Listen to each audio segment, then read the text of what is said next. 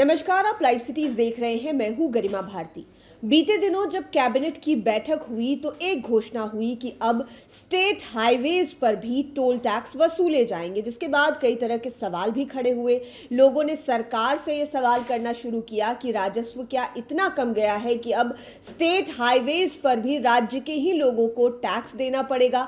लेकिन अब खबर निकल कर आ रही है कि स्टेट वाला जो टोल टैक्स है वो इतनी जल्दी लागू नहीं होने वाला है, यानी कि अभी नवंबर तक आम लोगों को राहत है। नवंबर के बाद से स्टेट हाईवेज पर आपको टोल टैक्स भरना पड़ेगा। ये खबर जो है वो फिलहाल निकल कर आई है। आपको बता दें कि बिहार में स्टेट हाईवेज पर अभी जो है वो टोल टैक्स की वसूली शुरू होना मुमकिन नहीं लग रहा है। विभाग फिलहाल इस बात का पता लगा रहा है कि एक महीने के भीतर किस राज्य उच्च पथ पर कितनी गाड़ियों की आवाजाही होती है। इसी आंकड़े के आधार पर आगे का फैसला लिया जाएगा। सड़कों पर गाड़ियों के दबाव को समझने के लिए अगले 2 महीने तक पहले स्टडी की जाएगी। इसके लिए बिहार के स्टेट हाईवेज के दोनों छोरों पर खास कैमरे लगाए गए हैं, जो वहां से गुजरने वाले वाहनों की सटीक संख्या गिन रहे हैं। इस सर्वे से जो रिपोर्ट सामने आएगी उसी के आधार पर संबंधित सड़क के लिए टेंडर निकालकर टोल वसूलने वाले एजेंटों की नियुक्ति की जाएगी। पथ निर्माण विभाग की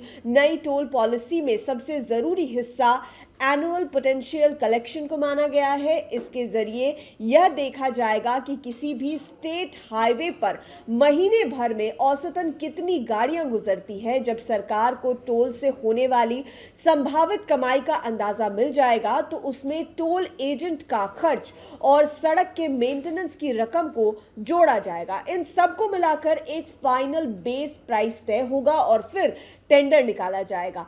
सरकार की नई टोल नीति में यह नियम भी बनाया गया है कि किसी राज्य उच्च पथ यानी कि स्टेट हाईवे पर वर्तमान में जितनी गाड़ियां चल रही है उनमें हर साल 5% की बढ़ोतरी हो सकती है। टोल एजेंट तय करते समय इस बात का खास ख्याल रखा जाएगा। इसके अलावा टोल टैक्स में मुक्त रहने वाले वाहनों की संख्या को भी इस पूरे गणित में जोड़ा जाएगा ताकि कोई कंफ्यूजन ना रहे।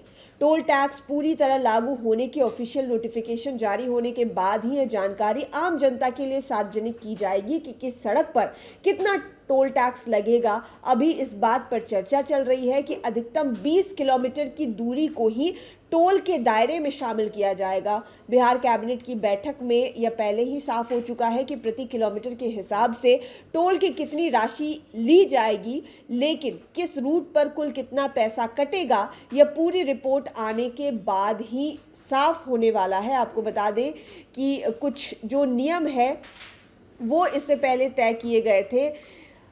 मुख्यमंत्री सम्राट चौधरी की अध्यक्षता में जो कैबिनेट की बैठक हुई थी 29 प्रस्तावों पर मुहर लगी थी। बैठक के बाद कैबिनेट विभाग के अपर मुख्य सचिव अरविंद कुमार चौधरी ने बताया था कि मंत्रिमंडल ने बिहार सरकार के स्वामित्व वाले सभी पथों पर टोल टैक्स के लिए जाने के निर्णय के फलस्वरूप नियमावली को मंजूरी दे दी है। उन्होंने बताया कि नई व्यवस्था के तहत राज्य सरकार के स्वामित्व वाली सड़कों, बड़े पुलों और बाईपास का उपयोग करने वाले वाहनों से श्रेणीवार टैक्स लिया जाएगा। हल्के मोटर वाहनों के लिए टोल की दरें ₹1.25 प्रति किलोमीटर निर्धारित की गई है। वहीं ट्रक जैसे भारी वाहनों के लिए यह शुल्क ₹6.65 और उससे अधिक क्षमता वाले वाहनों के लिए ₹8.10 प्रति किलोमीटर ये शुल्क जो है वो तय किया जाएगा। तो शुल्क कितना होगा प्रति किलोमीटर के हिसाब से आपको पता है, लेकिन कौन से रूट पर कितना शुल्क तय किया जाएगा इस पर फैसला होना अभी बाकी है। और वर्तमान में यानी कि मौजूदा स्थिति में स्टेट हाईवेज पर, बाईपास पर, ब्रिजेस पर यानी कि स्टेट के भीतर स्टेट के स्वामित्व वाली ये जो सड़कें हैं, बाईपास हैं या फिर जो ब्रिजेस हैं, उस पर वर्तमान स्थिति में टोल टैक्स लागू नहीं होने वाला है। नवंबर तक जो है वो समय लिया गया है सरकार की ओर से, ताकि सरकार ये अच्छी तरीके से कैलकुलेट कर पाए कि किस सड़क की जो कैपेसिटी है हर महीने की कितनी है, कितनी वाहनें आती जाती है, कितनी भारी वाहनें हैं, कितनी हल्की वाहनें हैं। उसी हिसाब से दरें तय की जाएगी और फिर ये स्टेट हाईवेज पर टोल टैक्स वसूलने का काम जो है वो प्रभावी तरीके से चालू किया जाएगा। आप लाइव सिटीज़ के साथ बने रहें। इस वीडियो को यूट्यूब पर देख रहे हैं तो चैनल को सब्सक्राइब करें, फेसबुक पेज लाइक करें। आप हमें हमारे सोशल मीडिया हैंडल्स पर भी फॉलो कर सकते हैं। धन्यवाद।